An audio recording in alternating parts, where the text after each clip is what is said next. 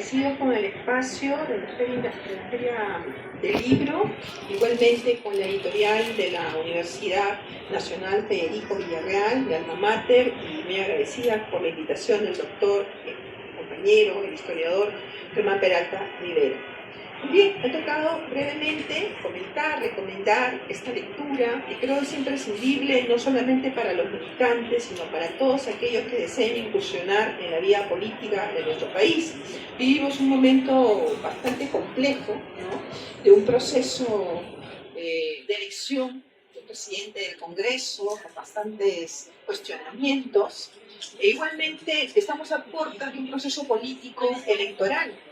El día de antes de ayer y ayer escuchamos un discurso larguísimo de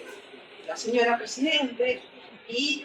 eso nos va dando una idea de qué tan mal va la política. Aunque estamos en una democracia, la política requiere bases fundamentales, sustento, moralidad, criterios éticos que son elementales para poder cumplir con la promesa republicana que nosotros tenemos en deuda a todos los peruanos y peruanas de nuestro siglo. Por eso creo que es importante leer este libro, El nacimiento de una estrella. ¿De qué estrella estamos hablando? De la estrella triste, de los símbolos apristas, pero especialmente de todo un movimiento transnacional que se va a convertir en el Partido Aprista Peruano en 1930, pero que desde 1924 va atravesando todo un proceso largo de gestación. Yo no voy a abordar tanto la parte política, que seguro el comentarista que me precede va a profundizar. También voy a ir un poco a la parte histórica, que me parece fundamental. El historiador Germán Peralta, en este libro, con un relato sumamente ágil, nos ilustra bastante bien sobre la complejidad de crear una organización política, pero cuyos fundamentos signifiquen, primero, apelar a criterios históricos, cómo va cambiando la denominación, las propuestas de denominación de la Alianza Popular primero hispanoamericana, ¿no?, y después se convertirá en la Alianza Popular indoamericana. Entonces, cómo estos términos van cambiando, evolucionando de acuerdo a los trazos del tiempo, a las situaciones que le toca experimentar a Víctor Raúl Haya de la Torre y sus contemporáneos. Primero vamos a ver el contexto de una dictadura, que es el gobierno de Leguía, que está en su momento más de mayor poder, que es 1923.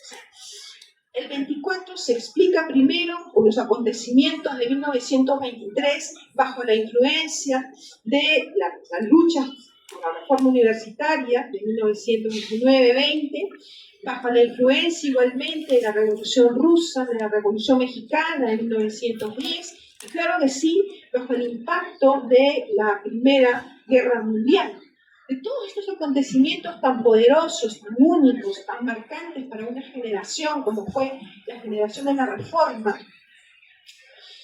la figura de Haya de la Torre es trascendente en la medida que primero como estudiante, como un joven estudiante que va a lograr aglutinar y liderar una serie de protestas en donde se va a dar origen a la constitución del Frente Único. ¿Y qué cosa es el Frente Único? Ya para entenderlo mejor. Primero, comprender cómo las universidades populares, Manuel González Prada, tienen una elevada injerencia en la formación de los obreros, de los trabajadores, de los proletarios de ese momento. En segundo lugar, cómo Haya de la Torre va liderando el movimiento estudiantil bajo un verbo, bajo un ideal de lucha contra una dictadura que se había que quería en todo caso legitimarse, como hacen las dictaduras, bajo la constitución de actos simbólicos, como la consagración del Perú al corazón de Jesús, demostrando de esta manera una alianza pusilánime en ese momento entre la dictadura y la Iglesia Católica de ese momento. Obviamente los estudiantes sanos, puros y obviamente también conocedores de la realidad de lo que significa una dictadura tan, en su momento de cúspide, se pronuncian contra estos intentos tan repulsivos de la dictadura de Leguía. Hay fallecidos, hay muertos, hay perseguidos, hay exiliados, varios de los estudiantes de esta generación y varios de los que incursionan en la vida política, entre obreros, entre políticos, emprenden la carrera del exilio, pero un exilio en donde la enfermedad, en donde la tuberculosis los acosa, como fue en el caso de Aya de la Torre, internado en varias oportunidades, en diversos hospitales, en Europa. La gente podría decir, va a Europa, pero no va a Europa por su propia voluntad, no va a Centroamérica, no va a México por su propia voluntad, va bajo una condición política atroz, que es la del expatriado, la del exiliado, la del perseguido, la de aquel que sus documentos y todo aquello que escribe es confiscado, ¿no? es eliminado, y incluso nos vamos enterando a través de este libro de una publicación primigenia que no salió a la luz de Aya de la Torre, llamada Perú. Quiere decir que desde muy joven Aya de la Torre tenía una gran preocupación, que además se constituyó en el centro de todo su premio, que es, y todos lo entendemos, que es el Perú. El Perú fue su preocupación, el meollo de toda la Constitución, después de una organización mucho más compleja, primero con sus seccionales en diversos países latinoamericanos y también en Francia, en París, pero después también como una organización política nacional, concreta de nuestro país, que le va a dar rostro, ¿no?, a la prédica de los famosos, los famosos 5 puntos, de lo que más adelante será el plan máximo del APRA, y que va teniendo su gestación entre ya desde algunos elementos que se van anunciando en 1923, en el 24, en 1925, en el 26 y en el 28 finalmente. Otros elementos ya como historiadora que me parecen muy importantes es la acuciosa forma en que Germán ha investigado en la colección de volantes, ¿no?, sobre esta génesis de la historia de nuestro nombre, del Partido Aprista Peruano, primero la Alianza Popular Revolucionaria Americana, y cómo va ensayando algunas denominaciones que finalmente le va contando, por ejemplo, en diversas cartas. Germán publicó un libro anteriormente sobre la correspondencia entre Aya de la Torre y un premio Nobel como Romain Rolland, en donde se aprecia, ¿no?, que él va ensayando denominaciones, nombres, la A primero. Y Germán ha encontrado una serie de documentos bastante importantes, que ustedes los pueden ver en el anexo, que son importantes para sustentar a qué partido pertenece. Muchos de aquí son militantes, pero también los peruanos de a pie y todos aquellos interesados en el pasado, en la historia política de la historia aprista, pues pueden entender aquí a través de estos documentos lo importante que es conservar las fuentes y lo importante también que es recuperar la memoria y las fuentes escritas de la historia partidaria, que es también la historia del Perú. Otro elemento a mí que me parece interesante es cómo Germán Peralta entra a la discusión de diversos autores, apristas, algunos de ellos, otros no apristas, pero es interesante que siempre tomemos aquellos que han escrito sobre el APRA no como palabras finales, sino que nos permitan a nosotros indagar sobre nuestra propia historia y ver y cuestionar además cuál es la veracidad de las fuentes, los criterios que han utilizado. La discusión aparentemente podría parecer muy poco significativa, la historia de una fecha en el fondo, la historia de un símbolo, pero el trasfondo que va investigando Germán Peralta es para explicarnos cómo los símbolos son importantes para la constitución de un ideario político. Tras la famosa bandera indoamericana de rojo y del continente rodeado, ¿no?, de un círculo dorado, hay una alta significación que es relatada a lo largo de este libro, como influenciado por la Revolución Mexicana, por la reforma agraria también que ocurre en ese país, que ya en ese momento está viviéndose bajo la etapa institucional. Entonces, como estos colores, esta ofrenda que se va haciendo a los estudiantes mexicanos, va simbolizando la necesidad de una alianza continental, que además se enfrente a un problema que experimentaban todas las naciones de América del subcontinente, pero también de la América Central, de toda América Latina, que era el imperialismo. La lucha contra cualquier tipo de imperialismo. En ese momento el imperialismo yanqui, pero después en el año, me parece que el 26, Aya de la Torre ya va delineando mucho mejor, y a raíz de un cuestionamiento que sufre por parte de los comunistas, va redondeando la idea y dice, no es solamente contra el imperialismo yanqui, sino contra cualquier tipo de imperialismo. En el siglo XXI sería muy interesante retomar esas ideas porque el imperialismo sigue de pie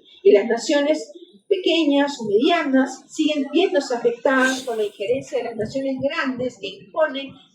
impuestos de cuestiones militares, ¿no? O imponen también desde culturas hegemónicas, imponen recetas, imponen cambios a nuestras naciones que nos afectan y que nos impiden a nosotros organizarnos y ser plenamente soberanos en el siglo XXI. Por último, no sé si el tiempo por favor correcto, les recomiendo muchísimo, ¿no? Las fotografías son de primero, ¿no? Ángelo Mora, no sé si está aquí presente, pero seguro que puede estar escuchando esta exposición, es un aprista, es un compañero aprista que se ha preocupado por rescatar la memoria del arte, especialmente la memoria fotográfica y documental. Yo misma también he utilizado en muchos momentos documentos que él ha ido colgando en la internet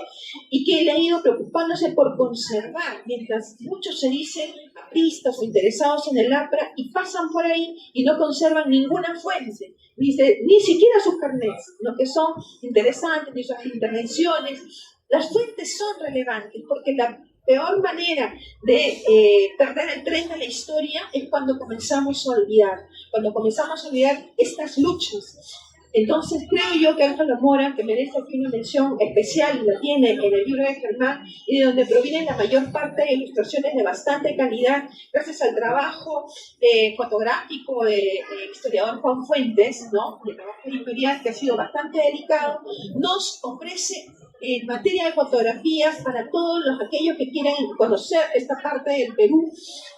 fotografías de gran interés, ¿no? Desde Víctor Raúl con Julio Antonio Mena, la poeta Gabriela Mizala, quien conoce en Chile, una foto que me gusta mucho, con el pintor mexicano Diego Rivera, Aya de la Torre, la entrega igualmente de la bandera en distintos momentos, la bandera indoamericana,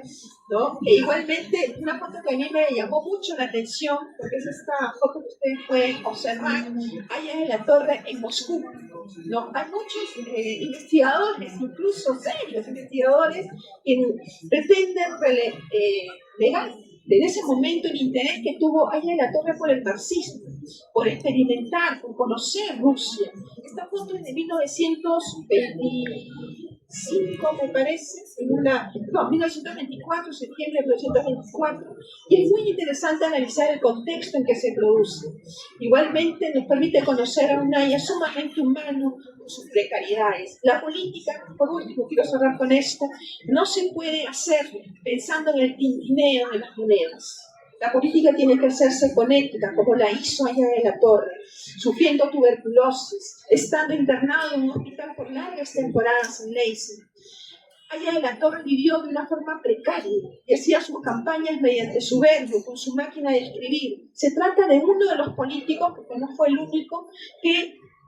pensó siempre que la mejor forma de reflexionar en Perú no era solamente estando sentado detrás de un escritorio o con una biblioteca, sino que había que recorrer el Perú, que había que reflexionar el Perú y que había que proponerle a nuestro país una alternativa viable, novedosa, pero sobre todo formularse esta idea de soberanía, de nación, que muchas veces perdemos nosotros en el camino. Somos un Estado-nación, pero también hay que darle cuerpo a esa idea. Y creo que Aya de la Torre fue uno de los políticos fundamentales para poder entender no solamente el siglo XX, sino también el siglo XXI. Pensemos, reflexionemos en quiénes encarnarán ese verbo, en el caso del Partido Aprista Peruano, hoy, en pleno momento en donde vamos a tener que elegir. Elijamos, pensemos, reflexionemos en una alternativa que sea ética, en una alternativa que realmente, como esta generación, represente la renovación generacional que tanto